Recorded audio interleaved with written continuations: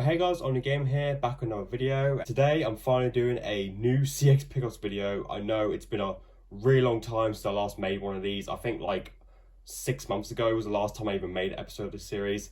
I do apologise for that if you enjoyed this series, but the reason for that is because we just don't go to CeX like often at all, maybe only a handful of times a year at this point.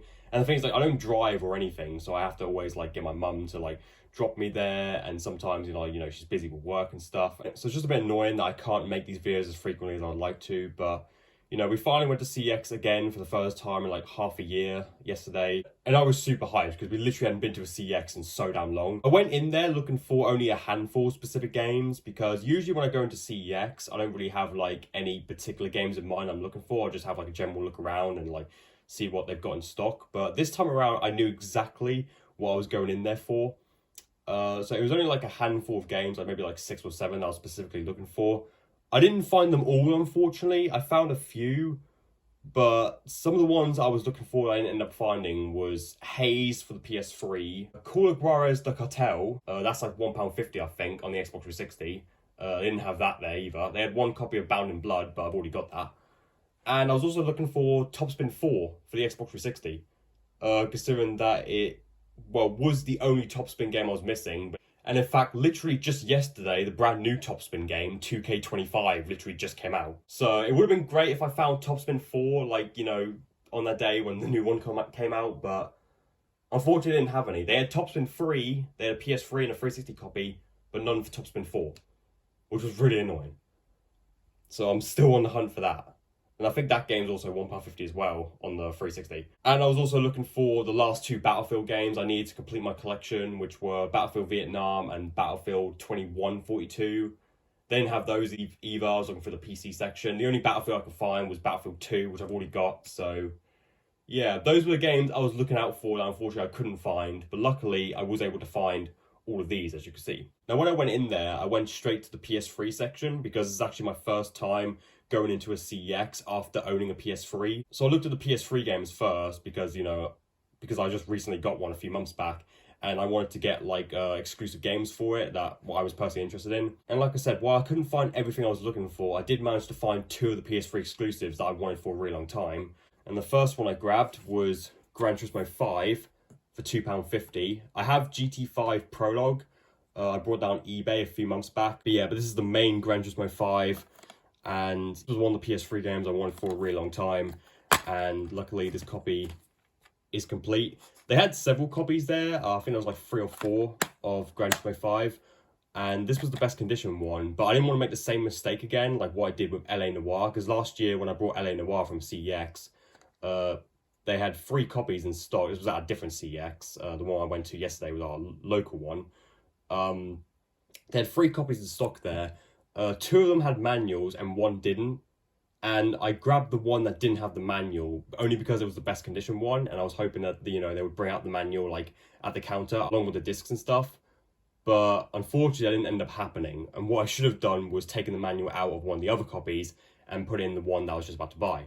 So I didn't want to make that same mistake again. So what I did with GT5 was that this one didn't originally have the manual in it. I actually took this manual out of one of the other copies that they had there. So yeah, I just didn't want to make the same mistake again and accidentally buy a copy that didn't have a manual when there was already ones there that had one. So yeah, I made sure to do that. So now I got a complete copy of Gran Turismo 5 for only £2.50. And then they also had Gran Turismo 6 there as well, which was £8, as you can see. So quite a lot more than Gran Turismo 5. Unlike GT5, this was the only copy they had there, so I managed to quickly snag it up before anyone else did. And yeah, and I think now I've actually got every single mainline Gran Turismo game now. I've got GT1 and 2 for PS1, I've got 3 and 4 on PS2, now 5 and 6, as well as 5 Prologue on PS3. And I've also got Sport and 7 on PS4. So yeah, so I've pretty much got every Gran Turismo game now. Well, at least mainline wise. I don't have like GT4 Prologue and like some of the other like spin-offs, but I've got all the mainline number games at least. And yeah, and this one's complete as well. So yeah, so I managed to find both PS3 Gran Turismos there, which I'm really happy about. And yeah, but that was all I could find for PS3 really, that I wanted specifically. I mean, I was almost considering getting a copy of like Infamous and Infamous 2, because they had that there as well, but I decided to ultimately pass because I didn't want to spend like too much money there, you know. But maybe some other day I'll get those, considering they were pretty cheap. At least the first one. First Infamous was like £3.50, but the second one was like £6, so I was kind of like, maybe another time. Alright, next, moving on, we have Gun for the original Xbox. Now this is a game I've owned multiple times already. I have this game for the PS2, the Xbox 360, and also the PSP as well. I found the original Xbox version of Gun there, and it was only £1.50. And I figured, like, why not? This is actually one of my all-time favourite games, of course, made by my favourite studio, Neversoft. This was, of course, the one-off Western third-person shooter they made. In between, like, Tony Hawk's American Wasteland and Tony Hawk's Project 8, they put this out. And, yeah, it's an absolutely amazing game, in my opinion. I mean, some aspects of it definitely haven't aged well. But I still love this game, bro. I love the gameplay, you know, the story is really good as well. The cutscenes were really well done, super cinematic, and it's an amazing game. Like, if you love like westerns, like Red Dead Redemption stuff, like honestly, give Gun a shot because it is like such a phenomenal game. It definitely deserves a remake in my opinion. And just like all the Tony Hawks, I actually do want to get every single version of Gun. Like I mentioned, I have it for PS2, 360, and PSP, but I also want it for the GameCube, which that version is pretty expensive actually, and maybe the PC. I'm not too bothered about that, but if I find that for cheap, maybe at CEX, then I might go for it. But yeah, I got the original Xbox version. It's complete, as you can see. So yeah, and I don't know if this version of the game actually works on the 360 or not, but if it doesn't, then I literally won't be able to play it because unfortunately, my original Xbox actually recently just like stopped working completely. I tried plugging it in for the first time in like over a year, because I'll be honest, I don't really play it much because I mainly play original Xbox on the 360. And yeah, it just flat out wouldn't turn on. I mean, I tried powering it on, and it made like a slight noise, like it was starting to boot up, but then it just went like it completely just died on me pretty much. So yeah, so my original Xbox no longer works. It's just completely dead now. So if I buy an original Xbox game from now on, it doesn't work on the 360. I'm kind of screwed, pretty much, unless I buy an original Xbox off eBay or something. So yeah, so that kind of sucks. But I mainly bought it just for, like, you know, the collection. You know, I've got the 360 version of this already, so yeah, I figured for £1.50, I might as well get another copy of Gun, since I love that game so much.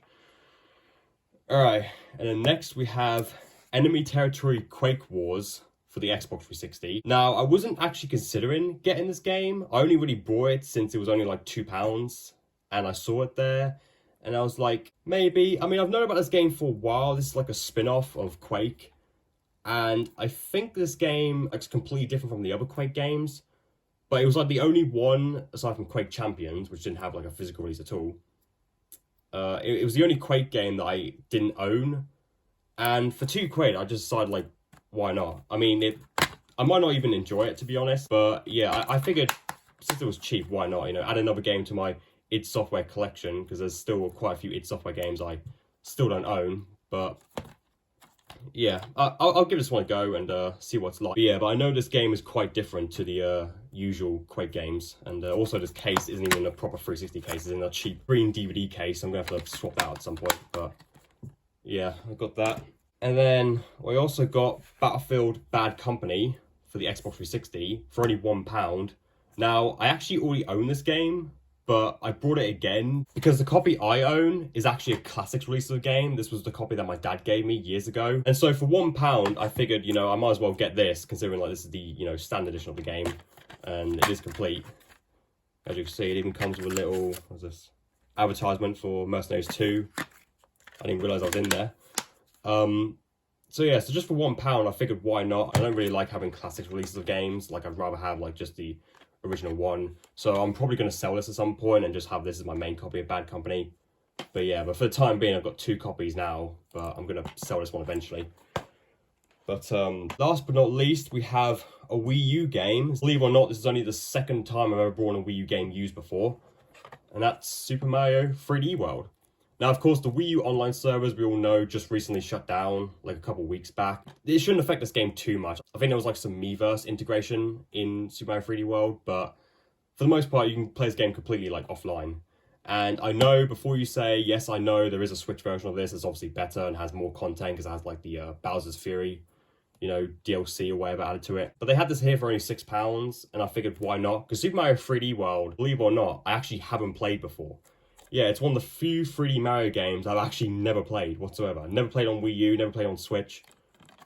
And so for £6, I figured, like, why not, you know? And I wanted to expand my Wii U library as well, because the thing is with the Wii U is that it's a great system, but I'll be honest, I've barely played it. I've owned the console since 2015, like since Nintendo was still making the damn thing.